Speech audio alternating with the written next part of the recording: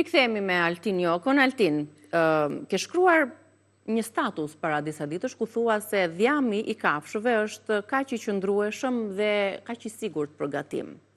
Ku bazoheni për këtë dhe nëse është kaq i sigurt dhjami, atëherë pse u ndalua apo u kriminalizua për dekada të tëra dhjami i kafshëve?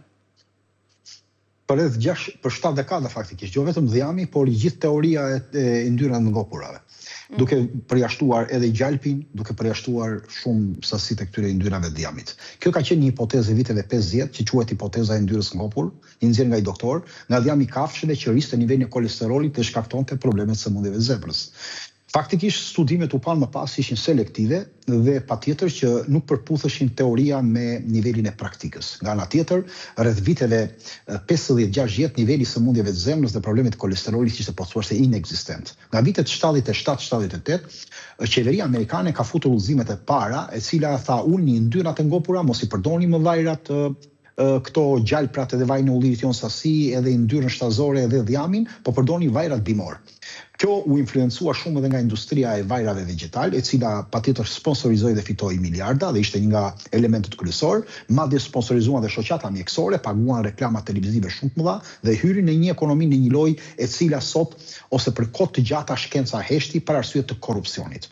U ngatruan yndyrat e ngopura me yndyra trasyndyrat. Në vitet 90, 60-90, pothuajse njerëzit nuk gatuan fare as me dhjam, edhe gjalpin me vështirësi, edhe vetëm me vajrat e hidrogenizuara, me vajrat e paketuara ose vajrat që janë me yndyra trans të cilës sillnin problem. Dhe u fajsua për gjithë problemet, gjalpi, dhjami e të tjerë. Në fakt sëmundjet e zemrës lindën pasi u fut margarina, pasi u fut vaj i rafinuar, jo kur u fut dhjami, pasi u fut u katërt dhe 6 fishuan dhe u bën vrasje numër 1 edhe për problemet e sistemit kardiovaskular, edhe pse ne ulëm nivelin e lartë të kolesterolit nuk kishte fare ndikim në këtë drejtim, pra ne pam që yndyrrat e ngopura rrisnin, pra ne thonim që rrisnin nivelin e yndyrrat e ngopura rrisnin nivelin e HDL-s, kolesterolit mirë. Pra pati një keq kuptim në këtë drejtim edhe nga njerëzit sepse ishte indikuar si shtash dhe patjetër ishte dhe sponsorizuar. Kjo ka qenë baza kryesore pse nuk janë përdorur gjithë këto.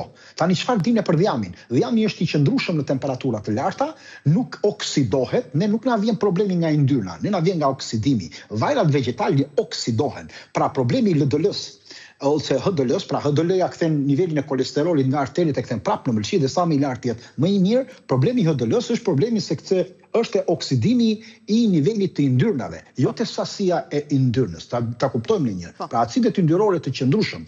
Mos harrojmë gjithë që këta vajra kanë për shembull acid stearik, kanë acid palmitik, nuk shkaktojnë inflamacion kronik në arteri apo në elemente të tjera. Dhjami pra, rrit nivelin e HDL-s dhe patjetër duhet të jetë pjesë e dietave, sepse është edhe për shëndetin kardiovaskular shumë i mirë. Këtë nuk e kanë përdorur francezët, patën, rosën, vendet nordike, gjermanët.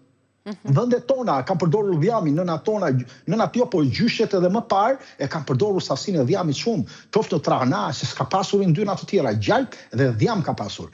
Pra kjo është një keqkuptim i madh dhe pikërisht, mos harrojmë, në një metaanalizë po du ta përkthejmë që ta kuptojnë dhe njerëzit, në 2010 vetë Gazeta Amerikane e Nutricion e Klinikës Nutricionale në 347.000 persona pa që asnjë lidhje nuk kishte yndyrna të ngopura dhe rrezikut për problemet e sëmundjeve zemrës. Në një metaanalizë të bërë nga gazetën britanike të medicinës 2015, e cila u rikontrolluan studimet e gjata, u pa nuk vajrat vegetal rrisnin vdekshmërinë, ndërsa yndyrnat e ngopura ishin shumë herë më mirë për problemet e sistemit kardiovaskular. Metaanaliza në 2020 përsëri në gazetën amerikane të Kolegjit Amerikan të Kardiologjisë u pa që yndyrnat e ngopura nuk rrisin problemet të sistemit kardiovaskular. Pra ne duhet ta kuptojmë.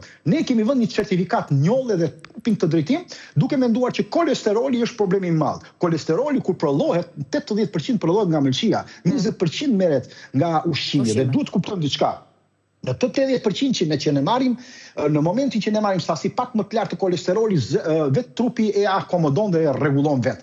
Problemi I vërtet nuk është dhjami I kafshëve, po yndyrna të cilës sillen një problem të obezitetit, shpërtheu diabeti, pra këto vajrat vegetale, margarina, sëmundjet e zemrës u rritën më shumë, pra nuk u rrit se ne ulëm nivelin e dhjamit dhe të gjalpit, po rritëm nivelin e vajrave vegetale dhe nga ana tjetër rritëm edhe elementet e karbohidrateve, mjedhit, sheqerit, sasive tjera të cilët oksidohen shumë shpejt, si dhe radikale tjera, si dhe nivelet të larta të inflamacionit, dëmtojnë nivelet e murve të të gjakut dhe përfundimisht sjellin probleme të sistemit kardiovaskular, atake deri në kancer dhe elemente të tjera. Qartë, okej.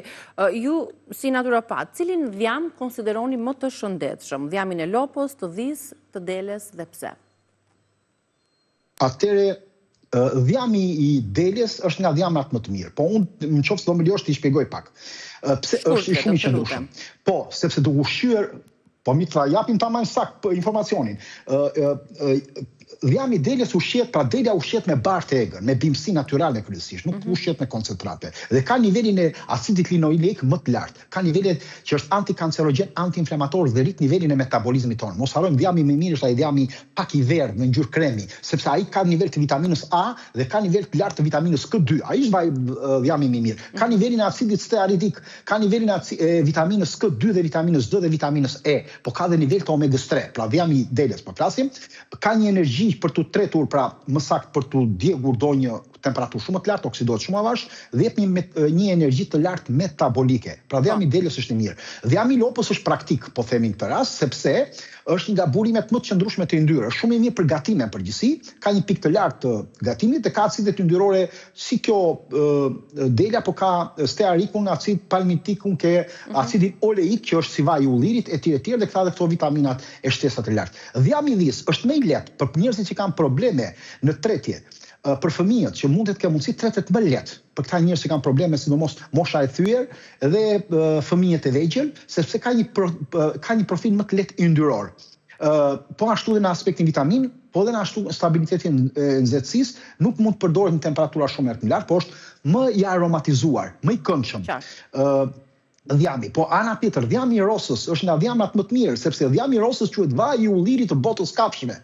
Se është shumë I pasur me acid oleik aty që ka vaji I ullirit. 18-1 është raporti. Pra ka 55% dhjami I rosës ka nivel të lartë të acidit oleik që ul nivelin e inflamacionit, mbështet ëndrrën e zemrës, rrit nivelin e HDL-s dhe patjetër shkon deri në 200-220 gradë në momentin që ne pjekim. Prandaj vendet si Franca edhe shtetet të tjera e përdorin dhjamin e rosës. Dhjami I patës është I butë, antiinflamator, shumë I shëndetshëm. Edhe ai I pasur me acid oleik dhe acid palmitik. Afërsisht më pak se dhjami I rosës, është I lehtë për gatim dhe I butë për problemet e tretjes në trupin tonë dhe zakonisht ku ka vërdisin perime, gatime me perime, ne duhet përdorim dhjamin e patës. Tani në qoftë se do bëjmë një krahasim. Dhjami deles është më I mirë për djegje më të lartë, vjen I rosës, pastaj vjen I patës. Në qoftë se duam për probleme antiinflamatore dhe nivel të lartë të acidit oleik që ka dhe vajin, pra problemet e zemrës e tjera për edhe shqetësime tjera, I rosës është I pari, I deles është I dyti, I lopës është I treti, pastaj vjen I patës. Në qoftë se kemi problemet hormonale, më I mirë është I rosës, I dyti është I patës, I treti është I deles, I katërti është I lopës. Në qoftë se duam që të kemi probleme me zorrën, me imunitetin, me tretjen, më I mirë është delja, rosa, pata.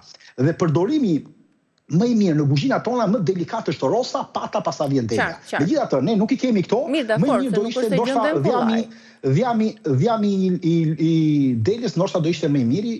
Po dhe I lopës është ai mesatari që mund ta përdorim. Kujt I ndalohet rreptësisht dhjami që mund të përdorë? Duhet ta shkrinë në pak ujë atë dhjamin, duhet ta dinë që ta marrin, të jetë unison, mos jetë I shkrirë, të jetë I fortë, të jetë ngjyrë kremi, do ishte më I mirë, ta shkrinë pak në ujë ose ta fusin në furn temperaturën 100-120 gradë, pasi të tretë ta fusin në enë për ta mbajtur, që ta dinë, mos ketë erë të keqe, se nëse do ketë një erë të keqe e shije metalike, atëherë ky ka I problem dhe të merret nga mishi kullotave që do jetë gjëja ndoshta edhe më e mirë në drejtim të...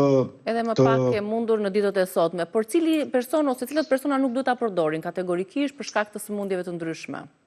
Atëre nuk është faji I dhjamit, po është problem metabolik dhe problem fiziologjik I gjendjes fiziologjike të njerëzve që nuk e pranojnë të dhjamin. Megjithatë, pse duhet të themi disa njerëz mund të ndihen dhe keq pasi konsumojnë dhjam. Kanë probleme me fshikzën e tëndhit, që nuk funksionon mirë. Ky është një nga shkaqet e zakonshme. Atëre kur ata shikojnë që kanë këtë problem, duhet ta adresojnë fshikzën e tëndhit. E dyta, kemi mungesën e enzimës së lipazës, që tregon që kemi një tretje të dobët në aspektin metabolik. Kemi një disbios të zorrës, kemi probleme me sëmundjen SIBO, patjetër, që është një element. Tjetër është edhe kombinimi I gabuar. Për shembull, po e bëm me byrek ose me brumë dhe me makarona nuk shkon dhjami. Pra flasim drejt. Dhe në qoftë se ne fusim dhe ëmbëlsira pas dhjamit, ai është shumë e gabuar, nuk mund të bëjmë baklava me dhjam, sepse nuk shkon, nuk bëhet. Ose qumshi me dhjam, nuk mund ta kombinojmë ose në temperaturë shumë të lartë. Dhe kjo mund sjellë probleme të oksidimit dhe të dëmtimit. Po në përgjithësi personat që kanë me fshikzën e tëmtit, personat që kanë probleme me tëmtin me gurë në tëmth apo rrugët biliare, problemet me pankreatitin, pra infeksione të pankreatitit, probleme gastritin, sidomos kur kanë helikobakteri, personat me problemin e sëmundjes SIBO, pra problemet e disbalancimeve të zorës. Dhe këto ta duhet të kenë kujdes. Jo njerëzit që kanë probleme me kolesterolin ose me zemrën, jo këta. Këta nuk përjashtohen, këta duhet ta konsumojnë.